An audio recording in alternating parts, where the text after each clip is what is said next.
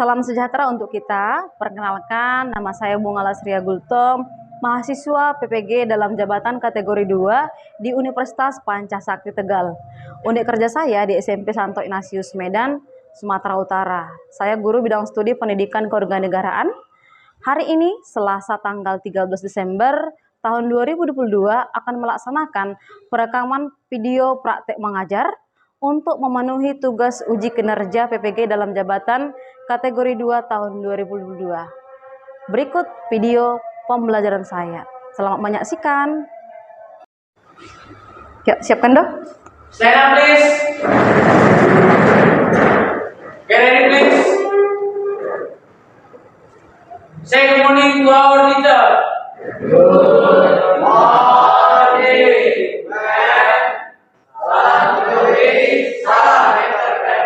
Thank you, good morning. Salam Mangudis, salam entrepreneur, and sit down please. Oke, apa kabar hari ini? Sehat? Sehat ya? Oke, puji syukur untuk kesehatan yang diberikan Tuhan kepada kita. Yang pasti semua sudah sarapan dan sudah siap untuk mengikuti pembelajaran hari ini. Oke teman-teman, hari ini kita berjumpa lagi dengan topik kita tentang apa ini? Pemikiran pembukaan Undang-Undang Dasar 1945. Iya, benar bahwa topik kita hari ini adalah mengenai pokok pikiran pembukaan Undang-Undang Dasar tahun 1945. Baik, tetapi sebelum kita lewati semua tahapan pembelajaran kali ini, yang pasti kita siapkan dulu hati kita, siapkan dirimu dengan mengecek alat belajarmu, kerapianmu perhatikan dulu. Ya, kerapian kursinya sudah beres kah? Agak dirapikan dulu. Supaya pembelajaran kita berjalan dengan baik. Oke ya, sudah beres semua. Oke, untuk anak-anak MEM, sebelum kita berdoa agar pembelajaran kita berjalan dengan baik dan juga lancar, kita awali dengan berdoa. Saya dibantu satu orang, silakan untuk memimpin doa kita. Oke, untuk Lydia silakan Nak.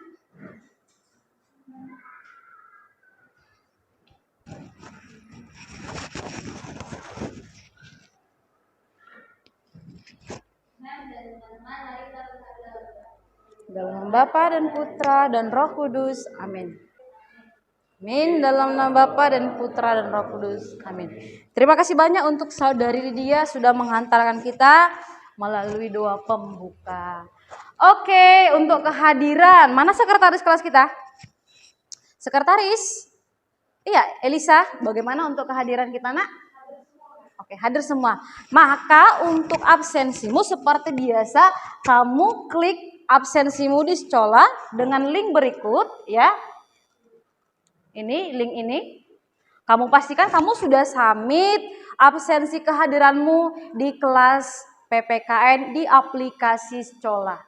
Pastikan dulu ya. Oke.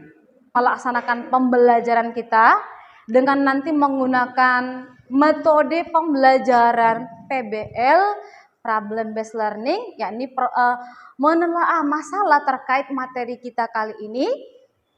Yang mana topik kita tadi tentang apa?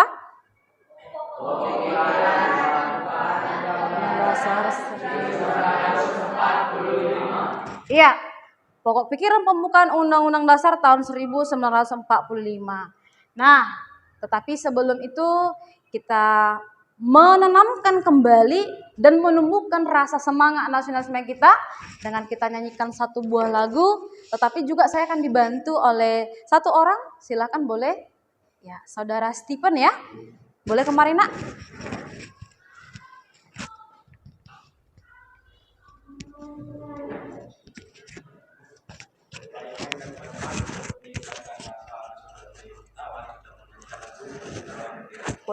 Benderaku, lambang suci gagah perwira, di seluruh pantai Indonesia kau tetap pujan bangsa.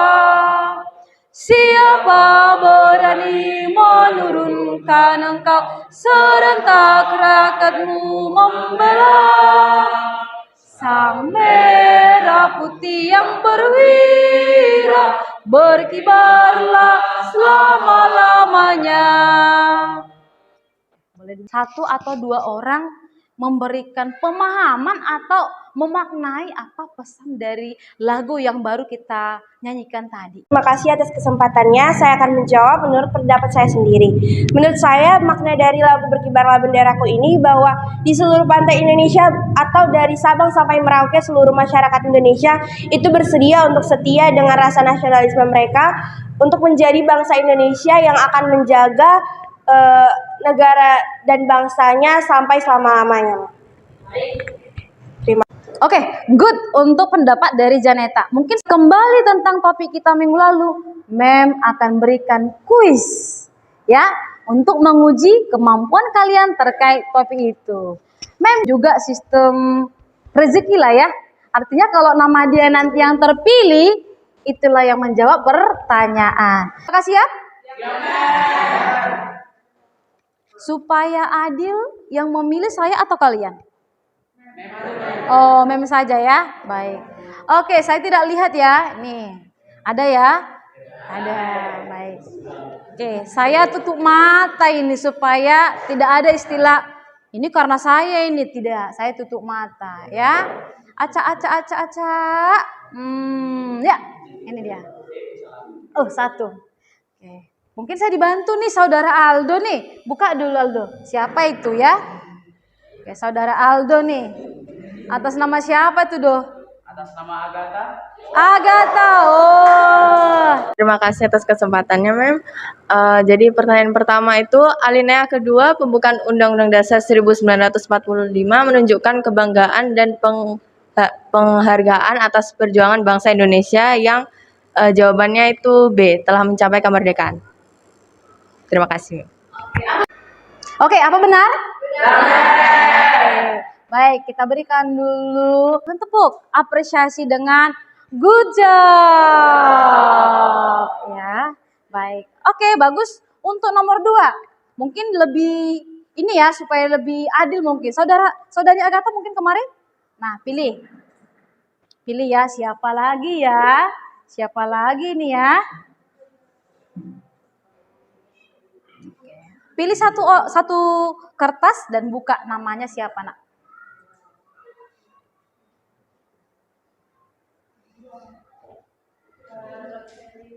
Siapa nak? Kuat?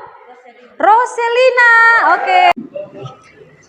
Baik, Mem, terima kasih atas kesempatannya. Jadi untuk soal nomor 2, berikut ini adalah merupakan makna alinea pertama pembukaan UUD NKRI tahun 1945 adalah A. Pernyataan kemerdekaan sebagai hak asasi bagi semua bangsa di dunia.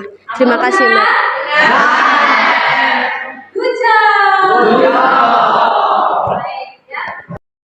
Oke, terima kasih untuk pendapat Janeta. Baik, untuk pemahaman kalian terkait materi kita kali ini, mari sama-sama kita amati video dalam slide berikut. Silakan kamu amati dan nanti apa intisarinya buat rangkumannya di buku kamu. Oke? Materi tentang pokok-pokok pikiran pembukaan Undang-Undang Dasar Negara Republik Negara melindungi setiap bangsa dan seluruh wilayahnya. Dengan demikian, negara mengatasi segala macam paham golongan dan paham individualistis. Oleh karena itu, negara menghendaki adanya persatuan dan kesatuan, seperti yang tertuang pada sila 23 Pancasila. Adapun contoh penerapannya sebagai berikut.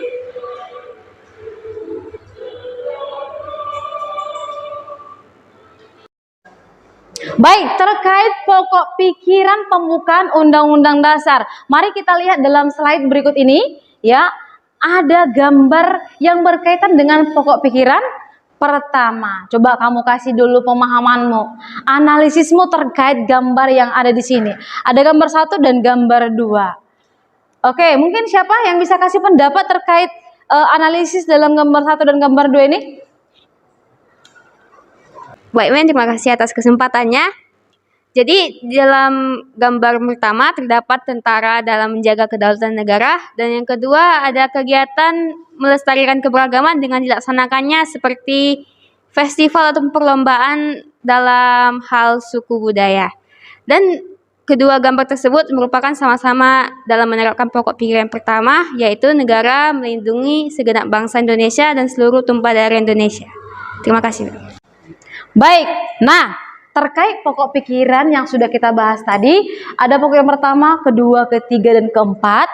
Hari ini kita akan telaah melalui diskusi kelompok, ya, yakni menelaah terhadap bagaimana realisasi pokok pikiran pembukaan Undang-Undang Dasar Negara Republik Indonesia tahun 1945 dalam pasal dan juga aktivitasnya maupun prakteknya. Maka hari ini kita akan diskusi kelompok. Ini untuk timnya, ya, untuk timnya boleh dilihat di slide siapa menjadi timmu. Maka teman-teman, mari kita bergabung bersama tim kita.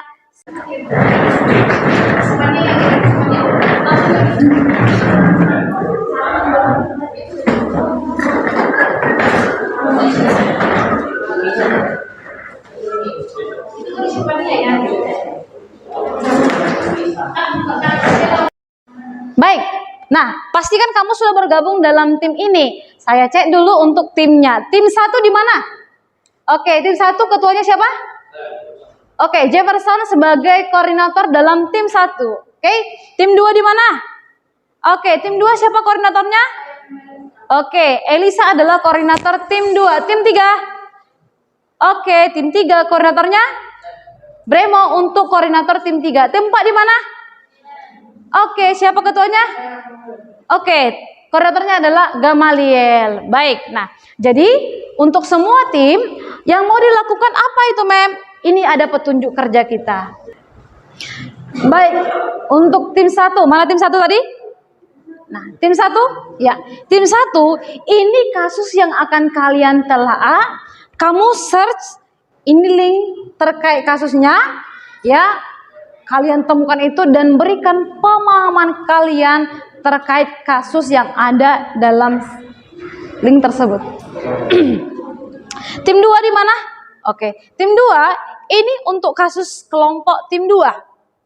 Ya, kamu buka linknya untuk mencari tahu isi dari kasus tersebut dan memberikan telaah.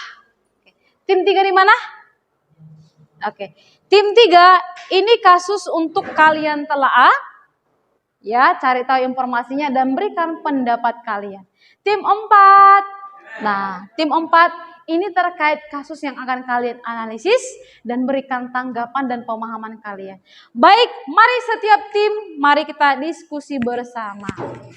1. Ya, sudah menganalisis? Sudah. Ada kendala yang kalian hadapi? Bisa ya? Yang pasti setiap tim harus membaca isi kasus yang ada dalam link tersebut. Harus kalian pahami. Melalui pemahaman kalian nanti kaitkan kasus itu pelanggaran pokok pikiran keberapa. Nah, kalian bisa menggunakan Canva buat sekreatif mungkin hasil telaah kalian. Oke? Semua harus berpartisipasi. 2. Ya, tim 2 sudah mulai bekerja ya? Sudah, oke. Ada kendala yang kalian hadapi? Mengaitkan kasus dengan pokok pikirannya. Mengkaitkan kasus dengan pokok pikiran. Yang pasti cara mengaitkannya harus benar-benar setiap anggota memahami isi dalam kasus tersebut, maka dibaca sama-sama ya. Setelah itu kaitkan termasuk pelanggaran pokok pikiran keberapa. Nah, hasil telaah kalian buat nanti dalam bentuk PowerPoint. Pakai Canva juga lebih oke. Yang pasti setiap tim harus terlibat dan berpartisipasi. Oke, semangat. Hei, tim 3. Sudah selesai? Sudah ya. Terkait kasus apa tadi? Tentang Demonstrasi. Itu harus dikaitkan termasuk pelanggaran kah atau termasuk contoh penerapan? Pelanggaran ya. Nah, di pokok pikiran keberapa? Pahami dengan apa tadi yang kita jelaskan. Nah, ada kendala kira-kira? Bisa ya. Oh, berarti memahami tadi materi kita. Nah, yang pasti harus semua terlibat. Oke? Oke, semangat. Oke. Kita penyegaran dulu dengan melaksanakan ice breaking. Kita boleh berdiri semua yuk. Ya. Berbeda besar, tangannya kecil, kalau mau marah,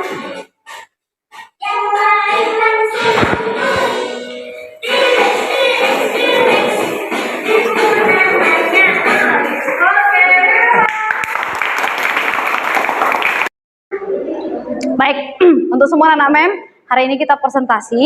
Indikator penilaian untuk presentasimu ada 5 poin. Boleh dilihat ya.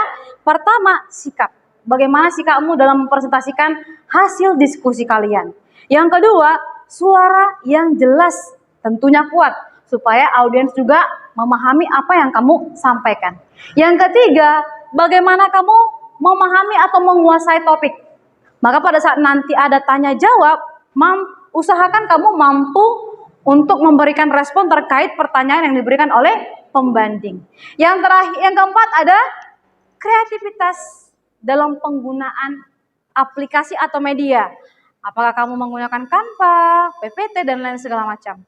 Yang terakhir, kekompakan setiap tim. Kita mulai mungkin langsung dari tim tersemangat. Ayo, tim mana yang pertama? Iya, tim 3. Yuk, berikan aplaus dulu tim 3. Selamat pagi Mem dan teman-teman, kami dari kelompok 3 pada pagi hari ini akan menyampaikan dan mempresentasikan materi kami. Tapi sebelum kami melakukan presentasi, ada baiknya kami menyambut teman-teman dan Mem dengan yel-yel yang telah kami buat. Mana di mana anak Pancasila? Anak Pancasila ada di kelompok 3. Mana di mana anak Pancasila? Anak Pancasila. Baik teman-teman dan Mem, mari kita langsung mulai saja materi yang akan kami presentasikan mengenai hubungan pokok pikiran Undang-Undang Dasar 1945, yakni pokok pikiran yang ketiga. Adapun topik yang kita akan bahas mengenai pengenalan masalah, kaitannya, pasal-pasal, serta solusi yang akan kita bahas. Adapun kami sudah menyediakan artikel mengenai masalah yang akan kita kaitkan dengan pokok pikiran ketiga Undang-Undang Dasar 1945. Pada artikel tersebut terdapat mahasiswa dari 4 kampus di Kota Palopo, Sulawesi Selatan yang menggelar aksi di depan kantor DPRD Kota Palopi. Para polisi lantas memasuki kerumunan massa untuk menghentikan perusakan namun dihalau mahasiswa. Hingga tiba-tiba terjadi lemparan batu di halaman kantor DPRD Palopo. Jadi teman-teman, pokok pikiran pembukaan Undang-Undang Dasar 1945 yang ketiga berbunyi negara yang berkedaulatan rakyat berdasarkan atas kerakyatan dan permusyawaratan atau perwakilan.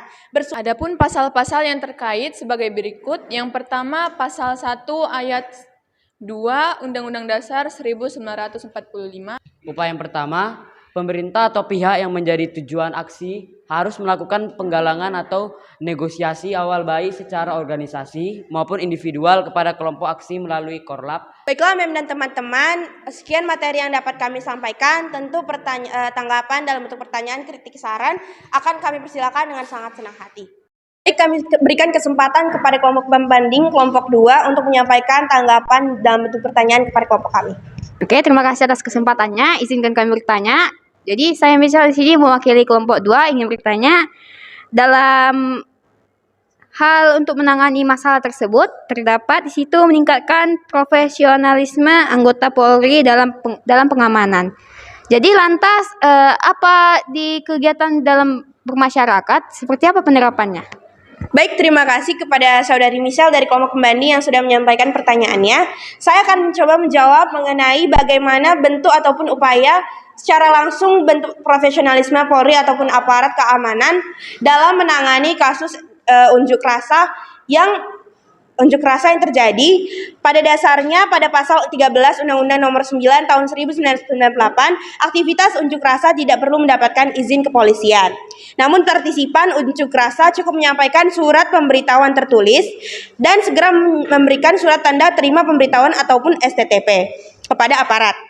Dari STTP itulah, aparat termasuk Polri atau pihak yang menjadi pengaman unjuk rasa mulai bekerja untuk mengatasi demonstrasi sebelum aksi. Nah, dari STTP itu didapatkan informasi di mana pemerintah atau pihak yang menjadi tujuan aksi harus melakukan penggalangan ataupun negosiasi awal baik secara organisasi maupun individual kepada kelompok aksi melalui korlap. Jadi dari STTP tersebut, aparat ataupun petugas keamanan dapat melakukan koordinasi ataupun komunikasi secara profesional dengan peserta ataupun partisipan unjuk rasa. Selain itu juga petugas keamanan harus menghindari tindakan ataupun perilaku yang over represif yang merugikan peserta unjuk rasa, namun tetap profesional dalam mengamankan aksi unjuk rasa tersebut. Sekian jawaban dari kami, apakah sudah dapat diterima? Jadi kalau nggak ada STPP itu nggak bisa bikin Polri-nya jadi profesional. Baik, dari awal sudah kami sebutkan bahwa STTP tersebut harus disampaikan dari partisipan unjuk rasa kepada aparat ataupun petugas keamanan, sehingga disebut sah meskipun pada pasal 13 UU nomor 9 tahun 1998 aktivitas unjuk rasa tidak perlu mendapatkan izin kepolisian. Namun STTP ini akhirnya diberlakukan agar aksi demonstrasi dapat lebih kondusif dan lebih efektif. Jadi kalau misalnya disampaikan bahwa tanpa STTP Polri tidak dapat berkoordinasi secara profesional, tentu bisa kita katakan bahwa pernyataan tersebut salah, karena dalam menjalankan tugasnya yang paling pertama itu sebenarnya bagaimana petugas keamanan berkoordinasi secara profesional dalam menangani unjuk rasa tersebut gitu. Jadi tanpa STTP itu pun seharusnya Polri itu tidak melanggar kode etik mereka sebagai petugas keamanan dalam mengamankan partisipan unjuk rasa. Jadi misalnya polisi itu udah profesional. Jadi gimana kalau udah profesional itu kayak mana dia? Jadi misalnya kita profesional nih, kita nampak seperti nampak kayak dalam mengerjakan sesuatu, nampak kita profesional. Tapi untuk polisi ini kayak mana itu? Untuk polisi itu kayak mana supaya terlihat profesional? Kayak mana sudah memang sah dia sudah profesional gitu. Jadi bagaimana kita melihat apakah petugas tersebut bisa kita katakan sebagai petugas yang profesional? Yang pasti yang pertama tidak adanya tindakan vandalisme ataupun perusakan fasilitas di daerah tempat tinggal kita ataupun daerah aksi unjuk rasa. Selanjutnya juga bagaimana aksi unjuk rasa tersebut tidak mengganggu aktivitas masyarakat yang lainnya begitu misal. Jadi apabila petugas keamanan sudah melaksanakan tersebut sehingga tidak adanya gangguan bagi masyarakat sekitar, ataupun petugas keamanan sudah berhasil mengamankan para partisipan unjuk rasa sehingga tidak adanya perusakan pada fasilitas, kita bisa mengatakan bahwa petugas tersebut sudah termasuk dalam koordinasi yang cukup profesional. Apakah sudah bisa diterima? Baik, terima kasih misal. Demikian yang dapat kami sampaikan dalam bentuk presentasi serta tanya jawab dengan kelompok pembanding. Apabila masih ada kesalahan dalam penuturan kata, kami mohon maaf. Atas perhatiannya kami ucapkan terima kasih. Bagus sekali teman-teman bos. Baik, terima kasih atas kesempatannya. Selamat pagi semuanya. Kami dari kelompok 1 pada kesempatan kali ini akan mempresentasikan tentang pokok pikiran pembukaan Undang-Undang Dasar 1945. Baik, kami akan memperkenalkan diri kami melalui yel-yel. 1, 2, 3, ya. Kami dari kelompok 1, kami yang terbaik, ayo dong tantang kami. Kelompok 1, jaya. Yang akan kami bahas ada 3 topik. Yang pertama masalah, dan yang kedua deskripsi masalah, dan yang ketiga analisis dan kaitan. Untuk masalah yang kami hadapi ini adalah TKI asal Kabupaten Serang terancam hukuman mati di Dubai. Peristiwa ini berawal dari Muninggar yang disuruh membakar pewangi ruangan atas perintah majikannya. Jadi permasalahan tersebut bertentangan dengan pokok pikiran yang pertama, yaitu tentang persatuan Indonesia. Bisa kita lihat dari masalah di atas, persatuan kembali diwujudkan dengan bukti bahwa Muninggar yang merupakan TKI dari Indonesia. Demikianlah untuk presentasi kami pada pagi hari ini. Jika ada pertanyaan, silakan. Baik, terima kasih kepada kelompok 1. Kami dari kelompok 4 izin bertanya. Jadi permasalahan PKI yang terancam dihukum mati ini lebih dominan melanggar pokok pikiran keberapa dan mengapa? Baik, terima kasih untuk pertanyaannya. Akan saya jawab. Jadi seperti yang sudah tertera di layar atau di slide, bahwa masalah tersebut lebih melanggar pokok pikiran pertama, yaitu tentang persatuan Indonesia. Di mana pokok pikiran pertama ini dinyatakan bahwa negara itu dengan segenap hatinya melindungi masyarakatnya. Bisa dilihat di sini, Muninggar yang merupakan TKI dari Indonesia tidak dibiarkan menghadapi masalah sendirian, namun ia dibantu dengan manusiawi oleh pemerintah daerah dan didampingi oleh Kedutaan Besar Republik Indonesia di Dubai, yaitu Abdul Razak. Terima kasih. Baik, sekianlah yang bisa kami sampaikan. Terima kasih. Oke, kita berikan tepuk untuk kelompok satu. Selamat pagi Mem dan teman-teman. Kami dari kelompok 2 akan mempresentasikan hasil diskusi kami mengenai pokok pikiran kedua. Namun sebelum itu perkenankan kami menampilkan yel yang sudah kami buat. Kami kelompok 2 membahas pokok pikiran kedua, menjunjung nilai adil rata.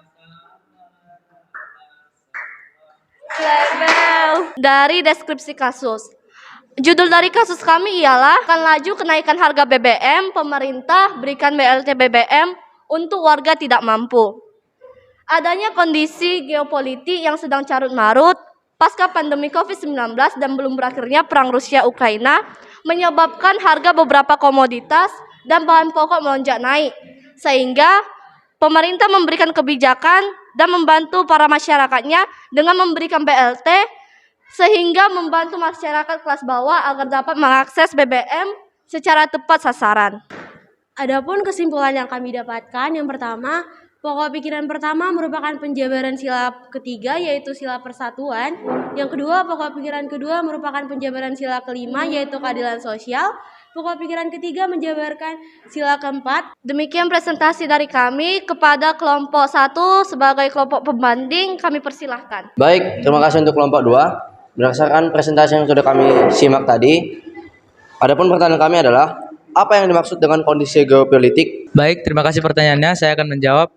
Geopolitik berarti sebuah negara dalam memandang situasi dan kondisi geografisnya, menganalisis ancaman sekaligus peluang yang ditimbulkan dari lingkungan geografis. Bagaimana untuk kelompok pembanding? Apakah sudah paham? Baik, terima kasih. Demikian presentasi dari kami, kelompok 2. Selamat pagi, Mem dan teman-teman sekalian. Perkenalkan, kami dari kelompok 4 yang beranggotakan Aldo, Steven, Gamaliel, saya sendiri Lydia, dan Putri. Pada kesempatan kali ini ingin mempresentasikan tentang relasi pokok pikiran pembukaan Undang-Undang Dasar tahun 1945. Nah, untuk membuka presentasi kami, perkenankan kami untuk menunjukkan yel-yel kami terlebih dahulu. Kelompokku paling hebat, pintar-pintar anaknya. Kelompokku nomor 1, kelompok 4 namanya.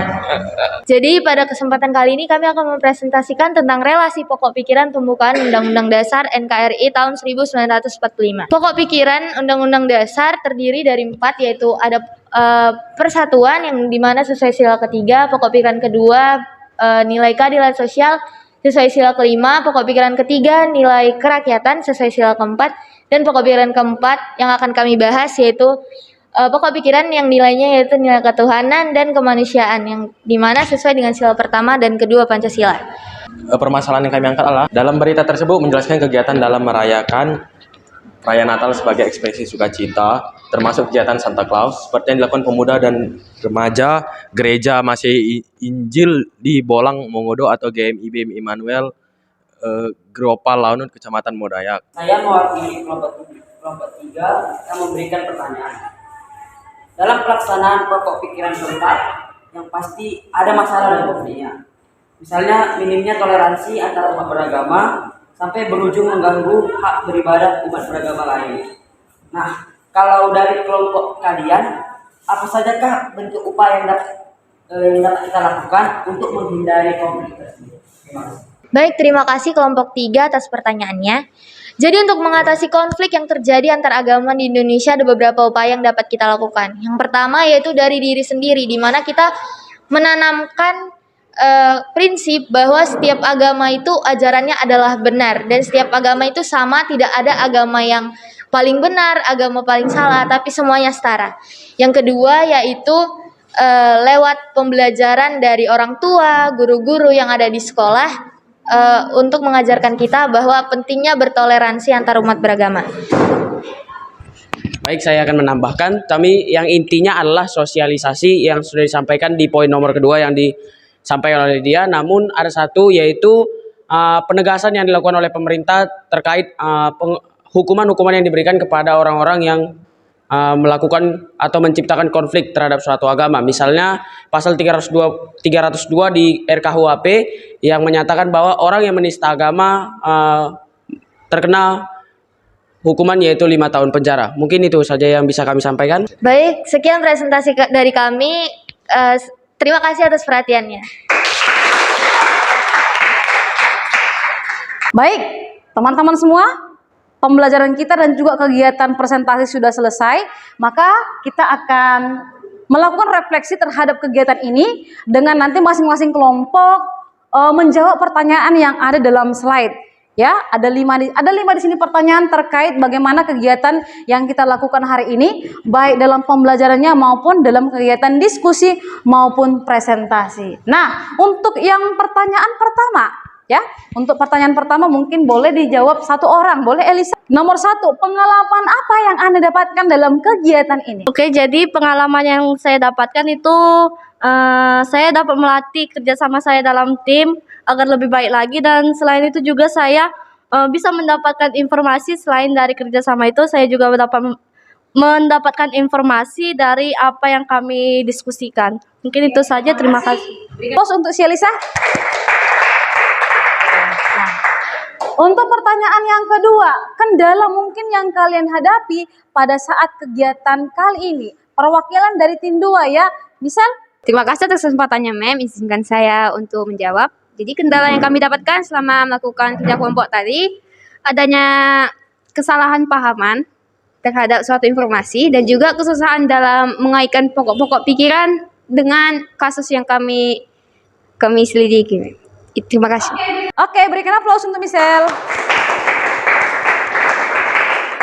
Nah, dan yang ketiga, manfaat yang mungkin kalian dapatkan, perwakilan dari tim 3. Silakan, Roselina. Adapun manfaat yang kami dapatkan, yaitu kami dapat memahami materi baru mengenai pokok pikiran pembukaan Undang-Undang Dasar, dan di dalam berdiskusi juga kami dapat belajar untuk menerima pendapat satu sama lain. Itu saja, Mem. Terima kasih, berikan aplaus. Dan yang keempat, tindak lanjut yang akan kalian lakukan, perwakilan dari tim 4, si Agatha. Baik, Mem, terima kasih atas kesempatannya. Jadi tindak lanjut yang dapat kita lakukan setelah kegiatan ini yaitu menerapkan pokok pikiran dalam kehidupan kita sehari-hari. Terima kasih, berikan aplaus. Kegiatan pembelajaran kita sudah selesai, maka sebagai kesimpulan mungkin anak-anak Mem boleh mengutarakan apa yang kamu pahami terkait pembelajaran yang kita bahas dalam topik pokok pikiran dalam pembukaan Undang-Undang Dasar tahun 1945. Ayo, siapa yang berani menyimpulkan tentang materi kita? Kesempatan yang memberikan. Adapun kesimpulan yang saya dapatkan yaitu pokok pikiran pertama yaitu pokok pikiran persatuan, pokok pikiran kedua pokok pikiran keadilan sosial, pokok pikiran ketiga yaitu pokok pikiran kedaulatan rakyat, dan pokok pikiran keempat yaitu pokok pikiran ketuhanan berdasarkan kemanusiaan. Dan kita sebagai masyarakat negara Indonesia harus mewujudkan, mengamalkan isi-isi dalam pokok pikiran itu, karena ketika kita tidak mengamalkannya, kita akan menciptakan konflik, masyarakat tidak akan Oke, terima kasih. Berikan aplaus untuk si Aldo. Baik, mungkin ada pendapat dari yang lain yang pemahamannya mungkin berbeda dari pendapat teman kita Aldo terkait kesimpulan materi kita kali ini. Ya, silakan Saudara Bremo. Baik, Mem, terima kasih atas kesempatannya. Saya setuju dengan kesimpulan dari pendapat Aldo, dan saya hanya menambahkan sedikit saja, yakni pada pokok pikiran pertama undang-undang membahas mengenai merupakan penjabaran dari sila ketiga Pancasila, dan pada pokok pikiran kedua merupakan penjabaran dari sila kelima Pancasila, dan pokok pikiran ketiga merupakan penjabaran dari sila keempat Pancasila, dan pada pokok pikiran keempat merupakan penjabaran dari sila pertama dan sila kedua Pancasila. Terima kasih, berikan aplaus yang meriah. Waktu pembelajaran kita sudah habis, ya. Semoga apa yang kita pelajari hari ini bermanfaat dan berguna untuk di kehidupan kita sehari-hari. Maka sebagai persiapan pembelajaran minggu depan, boleh kamu baca bukumu terkait materi kita yang berkaitan mengenai sikap positif terhadap pokok pikiran. Terima kasih untuk perhatiannya. Saya juga minta maaf jika ada kesalahan dalam penyampaian kata maupun perilaku saya yang tidak berkenan kepada kalian semua. Terima kasih, kita tutup dengan doa penutup. Silakan. Baiklah, Mem dan teman-teman, marilah kita bersatu dalam doa. Dalam nama Bapa, Putra, Roh Kudus. Amin. Tuhan, terima kasih buat berkat yang Kau berikan kepada kami, Tuhan, hingga siang saat ini, Tuhan. Tuhan, kami telah menyelesaikan pembelajaran kami Semoga apa yang kami pelajari dapat kami mengerti dan kami ingat pada saat ujian nanti. Haleluya, amin. Dalam Bapa, Putra, dan Roh Kudus, amin.